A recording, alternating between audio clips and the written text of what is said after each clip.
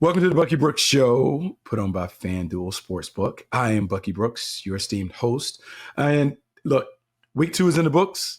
We just had great games on Monday night. We saw the LA Chargers go to 2-0, knocking off the Raiders. We saw the Tampa Bay Buccaneers also join and remain in the unbeaten club.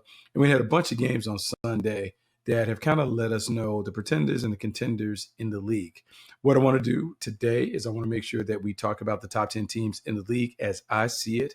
I want to touch on a few different things that are buzzing around the league, namely quarterback injuries, Ben Johnson flopping in the Windy City, and Tom Brady creating a bit of controversy showing up in the Raiders coach's booth, maybe providing a little insight and giving his opinion and thoughts to the Raiders coaches as they're beginning to try and figure out a way to win this division and win games as they try and bring back the silver and black. And then finally, we got the weekly awards. We love giving out awards. So MVP of the week, offensive, defensive, player of the week, rookie of the week, and then coach who deserves a lot of love. We'll take care of all of those things. But let's talk about I was at the Jacksonville Jaguars Cincinnati Bengals game. Joe Burrow was about to put on a show, throwing the ball all over the yard. And then he has a turf toe injury that not only puts him out for the game, but is going to require him to have surgery and put him out for 3 months. Joe Burrow is now the 5th NFL starting quarterback to be sidelined for some time. And we've only 2 weeks into the season. And so in looking at the situation and understanding that the league is a quarterback-driven league, I'm sitting here wondering, how are these teams going to handle their situation? Moreover, what is the situation going to look like when they have to turn to the backup, a trusted backup to kind of carry them for 1 game, 2 games, maybe 10 games in some of these situations? One, here's what I want to talk about. You have to understand when it comes to quarterback play in the National Football League, the starting quarterback dominates the reps from training camp, particularly in the regular season. They're going to take 85 to 90% of the reps that are given throughout practice. It's important for the starting quarterback to be prepared, but you do it at the expense of the backup quarterback who is tasked with being able to get ready through mental reps, not through physical reps.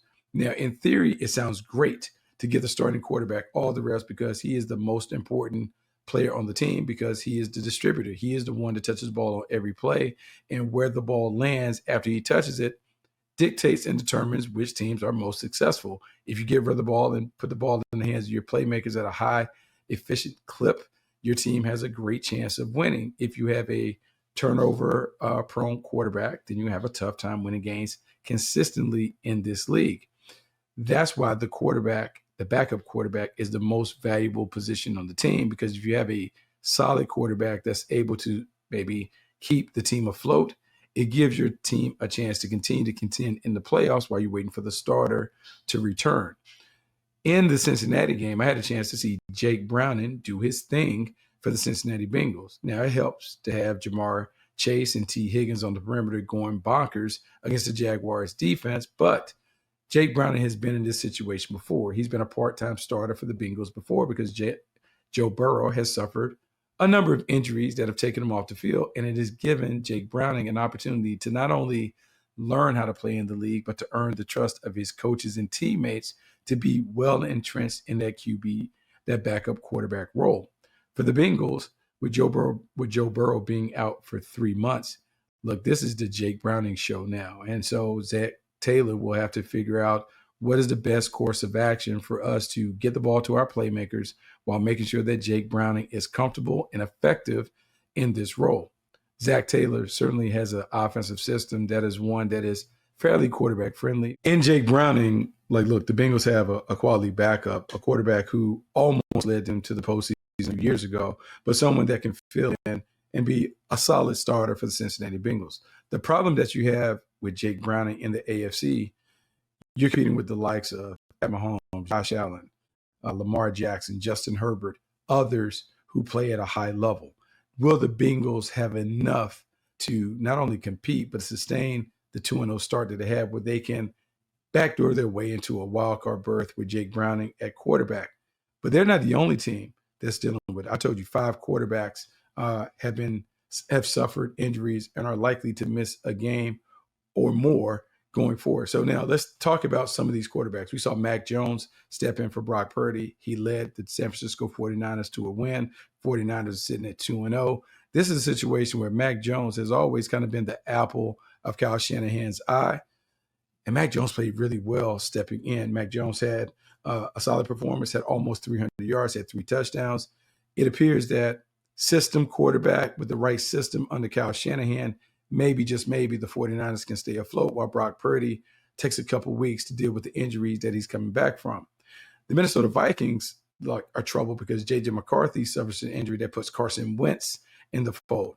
And Carson Wentz, KFC understands he has been kind of around. Carson Wentz spent some time in LA. He's bounced around the league. People have seen what he's been able to do. He hasn't been a starter in 5+ years in terms of a full-time starter. But at one point, this is someone that we were celebrating potentially as a MVP front runner when the Eagles went on to win a Super Bowl. That said, it's been a long time since we've seen that version of Carson Wentz showed up. How KOC deals with this will really determine how the Minnesota Vikings can kind of maintain their position in a division that is really, really tough, with the Green Bay Packers looking like a juggernaut, the Detroit Lions flexing their muscles when they get mad. And you talk about the Chicago Bears hoping to get up off the mat. When I look at the Vikings, here's what I see. I see a talented team, a group of playmakers around Carson Wentz, where he can thrive if he's able to quickly kind of figure out this system, and if Kevin O'Connell, can keep putting him in favorable situations. We've seen J.J. McCarthy flash. I would expect Carson Wentz to flash. And if he flashes, understanding that I just need to be a manager, I don't need to be the playmaker, this team can go on. But it's going to be tough for the Minnesota Vikings to deal with like their starting quarterback being out. But you have a veteran in Carson Wentz, should be able to kind of win some of these games while they're doing it. The team that I'm worried about, the New York Jets. And the reason why I'm worried about the Jets, because Justin Fields is sitting out. Tyrod Taylor will step in more than capable of being a guy that can be a quality backup and do some of the things. But so much of what Justin Fields brought to this offense was the threat of the run and the actual running that he can provide as a dual threat playmaker. Tyrod Taylor has been in the league 12 years. Like, he is not going to run around like Fields, so he is going to have to operate a little differently. How quickly can the Jets adapt to having a guy who's not as big of a threat in the run game? Do they have a running game that is good enough to sustain itself without Justin Fields being a threat? Time will tell. But what I do know is Tyrod Taylor has been very successful in this league. He knows how to play winning football. He also knows how to play in a conservative style that will give your team an opportunity to win, because he's not going to turn it over. That said, the dynamic part of what the Jets were seeking when they went and got Justin Fields, that goes away. To me, it puts more pressure on Garrett Wilson to be effective one-on-one on the outside. We need Mason Taylor to develop, show up, show out as a rookie pass-catching tight end. But we need those guys in the backfield to be able to carry it on their own, namely Breece Hall, Braylon Allen. If they can get it done on the ground, then it's an easier transition for Tyrod Taylor taking over the gang green in New York. How about we go that final thing? Marcus Mariota is going to have to step in for Jayden Daniels. Jayden Daniels, who has been celebrated. Look, he's someone that I expected to play at an MVP level. Well, he may be out for a little bit with a knee injury. Marcus Mariota steps in. Marcus Mariota is a veteran. Everyone around the building certainly knows him. He has played solid football throughout his career, but this is a little different. It's a little different because Cliff Kingsbury has crafted a game plan for a veteran quarterback who can run, but I would say at this stage of his career is more of a reluctant runner who can be a capable pocket passer, but I will say he's never been a high-end pocket passer. How does Cliff Kingsbury manage this offense with Marcus Mariota in the fold? What kind of tricks and gadgets can he dream up to make this game very, very easy for Mariota? As one of 5 backups that's being thrust in starting roles, how Marcus Mariota fares between the lines will certainly determine whether Washington Commanders remain in contention, not only for a top seed in the NFC, but if they remain in contention to be a team that gets into the playoffs with or without Jayden Daniels being a guy that can kind of stabilize the situation. Interesting that so many quarterbacks are sitting out, but the teams that have capable backups will continue to flourish while the other teams will fall apart. That is something to watch as we are entering near the quarter pole of the NFL season. Now, Ben Johnson, was the rage, all the rage in the offseason. Everyone wanted to know who was going to get Ben Johnson as the head coach. Well, the Chicago Bears threw a boatload of money at Ben Johnson to be their quarterback and to be their coach to save their quarterback, former number one pick, Caleb Williams. Well, in Ben Johnson, what we have seen is it's not quite the same in Chicago as it was in Detroit. Here's why it's not quite the same. One, the Detroit Lions are loaded with talent. Brad Holmes and Dan Campbell did a great job of putting a talented set of weapons around a quarterback in Jared Goff, who was also a former number one overall pick. Jared Goff is a terrific ball distributor, gives the ball to the playmakers. You put high-end playmakers around him. Look, man, he looks like a Pro Bowl quarterback and one that can lead a team to a Super Bowl because we've seen that version show up before in LA. We also saw the Detroit Lions have a lot of success because they not only had the weapons on the outside, they had two weapons on the inside in the backfield in Jahmyr Gibbs and David Montgomery. But they were front-loaded with an offensive line that was regarded as one of the best in football. This offensive line isn't the same. And so this team is different around Ben Johnson. When you look at Ben Johnson and what he has in Chicago, he tried to replicate the formula in Chicago by surrounding Caleb Williams with some playmakers and pass catchers. Luther Burden was drafted. You go and get Colston Loveland. You have Rome Odunze, who's already there. DJ Moore on the other side. DeAndre Swift in the backfield. You upgraded the offensive line, free agency and trades to make sure you had a veteran offensive line in front of them. And the expectation was they were going to hit the ground running in Chicago. Through 2 weeks, they definitely are not hitting the ground running. Caleb Williams is having a tough time, like putting together enough drives where this team can score points. And even though when you look at his stat line, it's fine, it's solid. He has been okay when it comes to it. You talk about completing over 61% of his passes, 3 touchdowns, 1 interception, passer rating just a touch under 90. Not great, but solid. But what we haven't seen is what we thought we would see with the former number one, which was an aerial circus in Chicago with a playmaker who not only looked like he was a franchise quarterback, but we can envision him being a top 5 quarterback, whether that's through playing on script, off script, being creative like he was at USC. None of those things have shown up. We have seen a guy who is not thrown on time. We've seen a guy who's taking sacks. We've seen a guy who doesn't necessarily look sure of himself when it comes to delivering these big plays and dropping these dimes in between tight windows. What we haven't seen is Ben Johnson try and find a scheme Caleb Williams into a way where he's able to be a high completion percentage passer, still give the big plays that you need to win in this league. And he's comfortable like we thought he would be comfortable in his second season. Now I'm beginning to worry not only about the quarterback not playing well, but the offense not scoring enough points to mask a defense that is struggling. Part of the appeal in Ben Johnson was to get the Detroit way in Chicago. The Detroit way, which really represented and reflected the city, tough, hard-nosed, gritty, blue-collar, would play you anytime, any place, anywhere. But this is not the same kind of product that we're getting in Chicago. This is a team that's making countless mistakes. They're not playing great ball on offense or defense. The defense in particular looks nothing like the defenses that we expect to see in the Windy City. And all that falls at the feet of the head coach. While he has always been regarded as a great play caller, you never know how great play callers translate into being head coaches.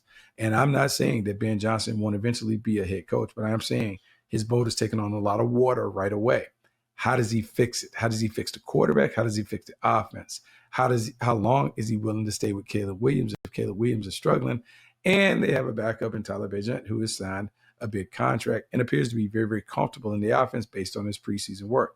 Not saying that Caleb Williams has a short leash that he's on or it's going to be a quick hook, but I am saying for someone that is revered as a quarterback whisperer, those words are falling on deaf ears. And if Caleb Williams doesn't turn around quickly, interesting things will happen in Chicago. Now, speaking of Chicago, because when you think about Chicago, you think about the ownership group and how successful they've been over time and those things with the McCaskies. Now, I'm going to go to the Raiders because as a former Raider, having played for the late, great Al Davis and understanding the fabric of that organization, I love that Tom Brady is a part of it.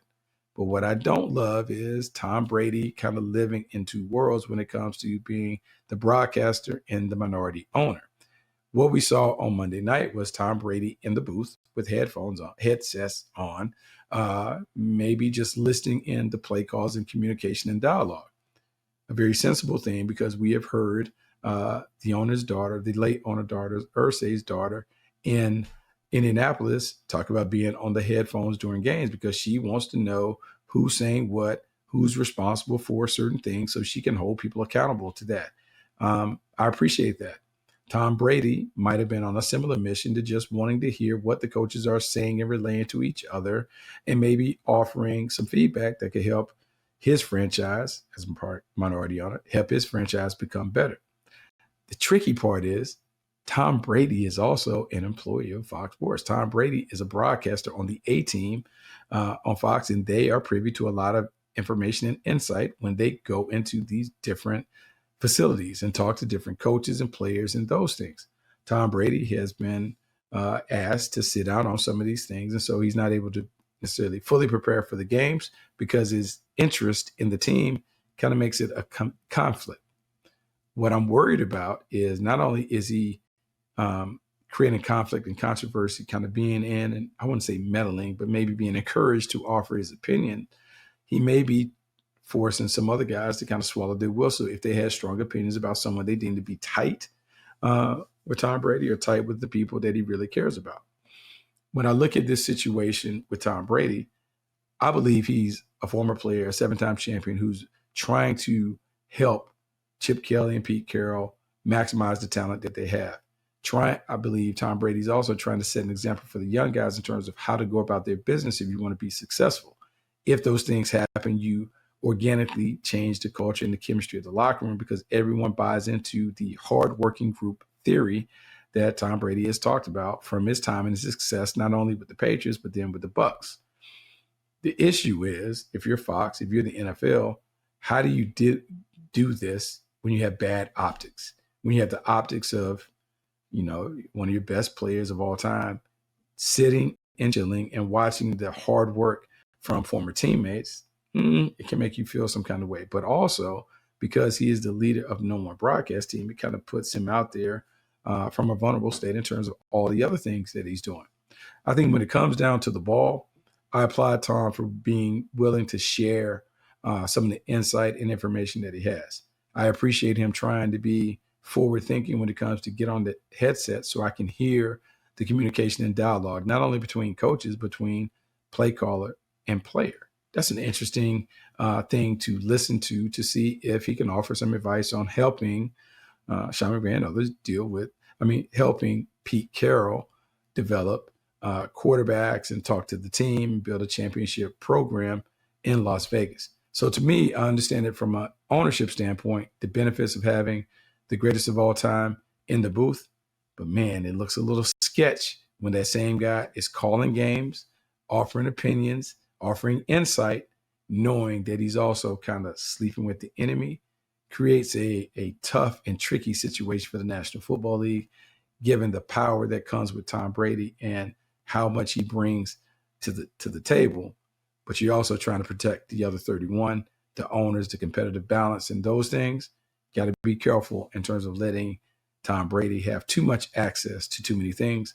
It can only tip the scales in the favor of the Raiders, and no one wants to see that for the sake of competitive equity. Now let's talk about the top 10.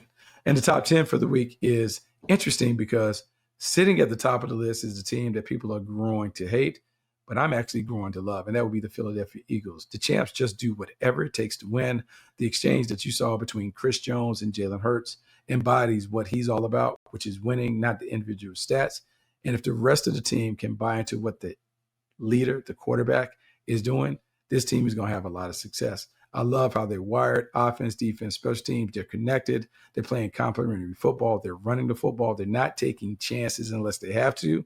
And as a result, they're chalking up a bunch of wins. Until someone shows that they have a blueprint to knock them off, I can't take them off their perch atop the list. That's why the Eagles are number one. At two, the Green Bay Packers, and the Green Bay Packers are coming with a bullet. And the reason why they are rising up the charts like that is the Michael Parsons effect.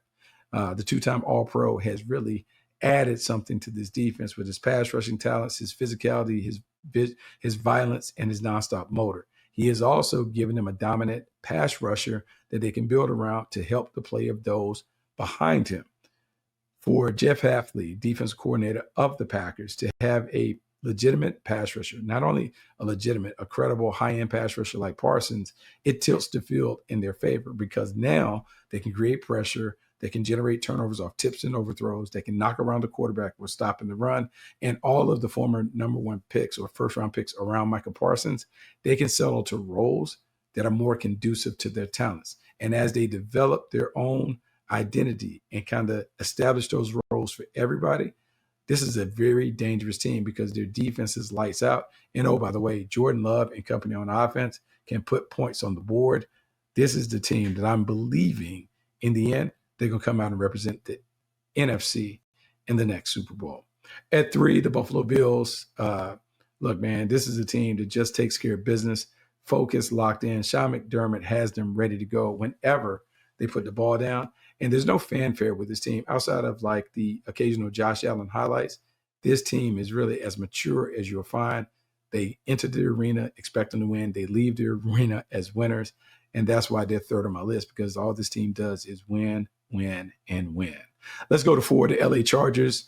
Rugged, physical team. And what they did on Monday night was really show the football world how they get down, how Jim Harbaugh has kind of put his touch on this team. You have to understand that Jim Harbaugh wants to play a physical brand of football that revolves around the run game, but also means that when you're on defense, man, we're trying to lay the wood on anybody and everybody that steps between the lines. And what we saw from this Chargers team is that they are a rugged outfit that's built to win. And defense coordinator Jesse Minter, he is the real deal. The way that he spun the dial, mixed in some pressures with some simulated blitzes to really keep Geno Smith uncomfortable. There's a reason why this team is looking like one of those contenders that can come through the back door. Their offense coordinator, their defense coordinator, their quarterback are all top notch, and they have a confidence that separates them from most. Keep an eye on the Chargers. Chargers may be making a run to the Super Bowl. Same city, different team. LA Rams come in next at 5. And what's unique about the Rams is they're a team that plays in Hollywood, but fancies themselves as a blue-collar team. How can you even do that if you're Sean McVay? I don't know, but when you go watch them practice, it's as old school as it comes in terms of the physicality, the violence, and what they play with. But there's new school templates and training models that allow them to kind of serve both ends of the spectrum. You're getting the physicality and toughness that you need while also taking care of the players so they're fresh and ready to go over the course of the weekend. Really, really impressed with how they do it. But I'm going to say this, man, if this was casting in a Hollywood movie, the LA Rams are the bullies of the block, and there are not many that can deal with them when they're locked and loaded and playing with the kind of physicality and toughness that you want to see, while also complementing that with some of those sexy big plays that we all love when we're watching ball. 6, the Baltimore Ravens. The Baltimore Ravens, look, the most talented squad in football when you go from top to bottom. You look at the depth chart and you see all of the former All-Stars, the blue chip players that are on the roster. They're a collection of talent that is more than capable of knocking off anybody because they probably have the most talent in the league. The problem that you have with the Baltimore Ravens is complacency, focus, and the inability to finish in these big moments. Some of this is, look, it's hard to play these funny games in the middle of the season and not fully know how your team is going to be when you have so many new pieces trying to come in and meet the standard. The other part of it, when you give away a game like they gave away in week 1, you begin to question how good are you really going to be when you flub those things up, particularly on the backdrop of this is how you've lost your last 2 opportunities in the postseason. Turnovers, bad plays, bad ball leads to losses. Have the Baltimore Ravens fixed it? I don't know. I know a win against Cleveland helps, but coming off the collapse against Buffalo, I'm still in wait and see mode when it comes to the Ravens. They're talented enough to get it done, but will they get it done? The jury's still out. 7, Indianapolis Colts. And I think this is a bit of a surprise because no one expected Danny Dimes to be what he's been in Indy. But when you look at the lineup, man, they have one of the more freakishly athletic, skill sections, skilled players in the National Football League. You think about looking at the combine, the athletic score, how explosive they are, how dynamic they all are, what they did prior to getting to college, and then making it happen as collegians. There's a lot of things to like about what they're surrounding Danny Dimes with. They're giving him basically a track team, explosive athletes that can turn short passes into big gains. That overall speed forces people to back up. The zone stuff that they're facing gives them big windows to fit the ball into space. And Danny Dimes, who I once talked to his high school coach, and they said his nickname was Swag. I am now seeing the swag that his high school coach is talking about. Confident, decisive, making big plays, delivering when it matters most. Through two games, Daniel Jones looks terrific. And when you got Daniel Jones and Jonathan Taylor creating problems, there's a reason why Indy's out to a 2-0 start and number 7 on this list. Let's talk about the Tampa Bay Buccaneers. Baker Mayfield just clutch. The bigger the game, the bigger the moment, the better Baker Mayfield plays. That game-winning drive at the end kind of showcase everything that he brings to the table. Not only the arm talent, but the toughness and the confidence to be able to hang in there and find a way to get it done. Can't say that, look, Tampa played a flawless game, but they played well enough to win. And part of the reason they were able to win comes from the toughness of the quarterback, which is why this team is number 8. At 9, Detroit Lions. After the Ben Johnson beatdown, I am all the way back in on the Lions, continue to be the team that they've been the last few years. When they get into that dark place where they got to fix it and figure it out, they're going to take you behind the shed and they're going to make it a fist fight. And in making it a fist fight, there are few teams that can match up to their physicality, toughness, and talent. And what we got a reminder of is no matter what Ben Johnson was, no matter how well he drew up these plays on the whiteboard, this game still comes down to Jimmys and Joes rather than the X's and O's. And the Jimmys and Joes in Detroit are better than most of any of the teams in the league. And when they're lined up and the script is right, where you maximize their talent and you showcase them in the right situations, look, man, Detroit can roll over anybody. And so, as they say, Detroit versus all y'all, I am all about the Detroit Lions and how they're going to bounce back and continue to be a team that we talk about as a title contender in the NFC. At 10, San Francisco 49ers. Mac Jones finally got his wish, finally connected with Kyle Shanahan, and the results were spectacular. 279 yards, 3 touchdowns, 26 of 39 passing completions, just doing a really, really good job of staying within the framework of the system. And I know people hate when we talk about system quarterbacks, but Kyle Shanahan and company and everyone in that tree, they've mastered the art of what they're looking for at the position. And when what they're looking for meshes with the scheme, man, you talk about average players becoming Pro Bowlers becoming MVPs. That can happen, and it can happen right away. And I think, I'm not getting too far ahead of myself, but I think Mac Jones being in this system makes him a very valuable backup. And eventually, if Kyle Shanahan can keep working with him, he may be able to seduce someone into taking a chance on this guy as your franchise quarterback. Saw it up close and personal in Jacksonville. Didn't work out, but new year, new him, new scheme, new system, new play caller. Maybe, just maybe, Mac Jones lives up to some of that promise that people had when he was selected in the first round. Now let's throw away some awards. Let's get some awards out there. Let's reward the people for their efforts. If I could give game balls out, here are the guys that I would give them to and the categories that I would use to do it. MVP of the week. Look, I talked about the Indianapolis Colts being a team that's dangerous just because of the combination of Daniel Jones and Jonathan Taylor, where we had a chance to see up close and personal what happens. Daniel Jones, 23-34, 316 yards, 1 touchdown, continues to take care of the ball. You love that. Jonathan Taylor, 25 carries, 165 yards. These two guys are operating together, and because Taylor in the run game, Jones as a bit of a dual threat quarterback, weapons on the outside that are explosive and dynamic, it's no surprise that this team is undefeated despite their flaws.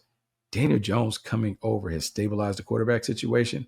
And with a stable quarterback situation, this team is able to win because they're avoiding the big mistakes that led them to lose in the past. Hats off to Danny Dimes. Hats off to Jonathan Taylor. They're the MVPs of the week. Offensive player of the week, Jamar Chase. I saw it up close and personal. 14 catches, 165 yards, 2 touchdowns. And if you've never seen Jamar Chase up close and personal, you have never seen a guy who literally looks like a running back on the perimeter, but has the smooth balanced body control, route running ability of like a ballerina, making it happen in terms of creating space, getting separation, making tough catches, and doing it. But I'm going to say this, the best part of Ja'Marr Chase's game is not the route running, not even the playmaking, but his ability to run in the open field. He is hard to bring down. He brings a level of toughness and physicality to the passing game that makes it very difficult to stop the Bengals from being explosive because they can turn bubble screens into touchdowns because of Ja'Marr Chase. Defensive player of the week, Byron Young from the LA Rams. Underrated, not talked about a lot, but a big catalyst to their team. This week, 5 tackles, 2 sacks, 1 forced fumble. Rams dominated a young guy playing quarterback in Cam Ward. But what you love about it is Young's ability to create consistent and steady pressure.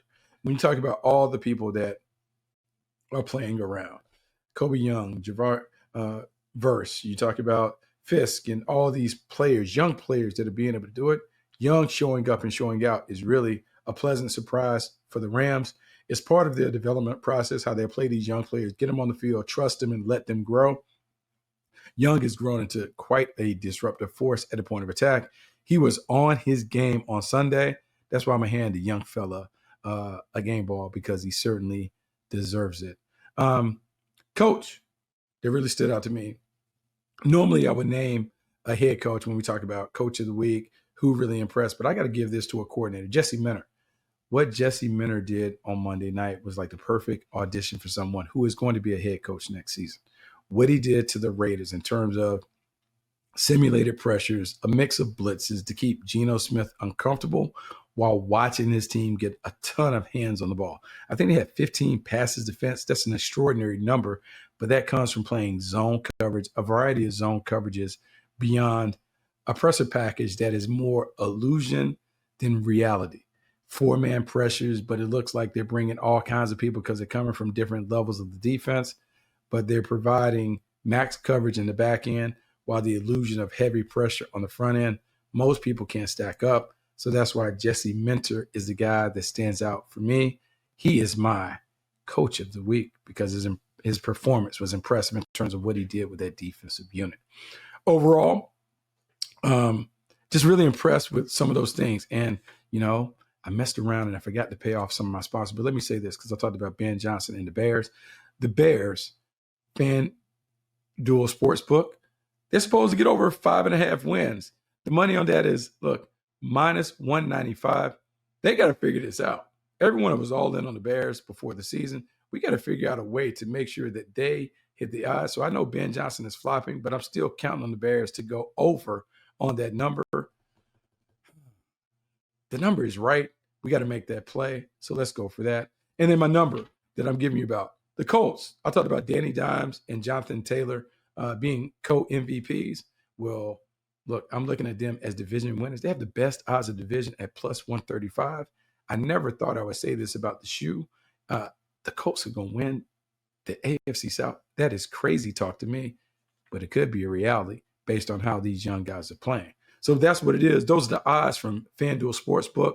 Pay attention. Bears, Colts, put your money on them. I think they both will end up paying off for you. You know what else is going to pay off? Coming back to the Bucky Brooks Show. Make sure you come back. We're going to have another 2 episodes this week. Make sure you dial it back. Make sure you subscribe, rate, review the podcast. Do everything that we have on Bleav. I'm Bucky Brooks, and I'm out. Talk to you next time.